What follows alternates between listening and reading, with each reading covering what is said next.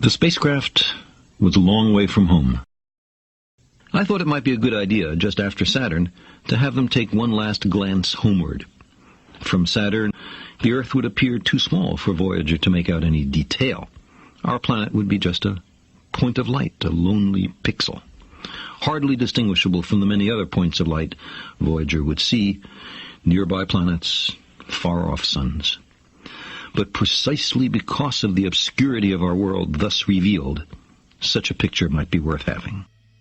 It had been well understood by the scientists and philosophers of classical antiquity that the Earth was a mere point in a vast, encompassing cosmos.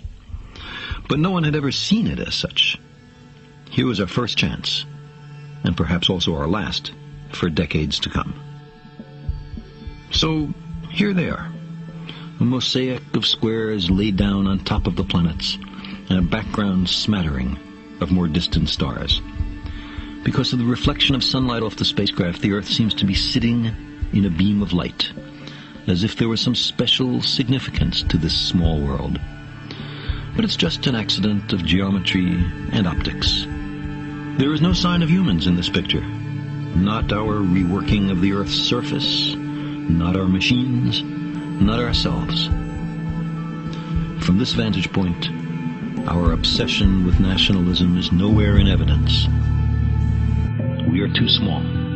On the scale of worlds, humans are inconsequential, a thin film of life on an obscure and solitary lump of rock and metal.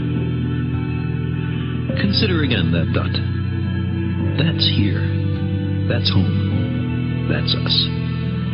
On it, everyone you love, everyone you know, everyone you ever heard of, every human being who ever was, lived out their lives. The aggregate of our joy and suffering. Thousands of confident religions, ideologies, and economic doctrines. Every hunter and forager, every hero and coward, every creator and destroyer of civilization.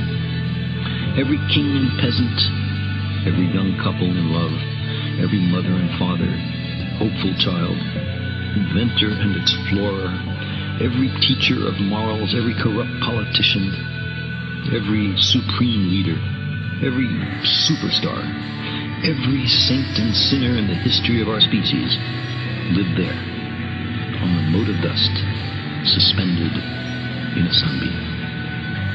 The Earth is a very small stage in a vast cosmic arena. Think of the endless cruelties visited by the inhabitants of one corner of this pixel on the scarcely distinguishable inhabitants of some other corner. How frequent their misunderstandings, how eager they are to kill one another, how fervent their hatreds. Think of the rivers of blood spilled by all those generals and emperors, so that in glory and triumph they could become the momentary masters of a fraction of a dot.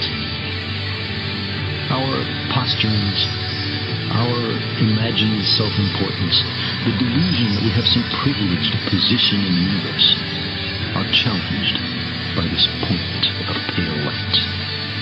Our planet is a lonely speck in the great enveloping cosmic dark. In our obscurity, in all this vastness, there is no hint that help will come from elsewhere to save us from ourselves. Like it or not, for the moment, the Earth is where we make our stand.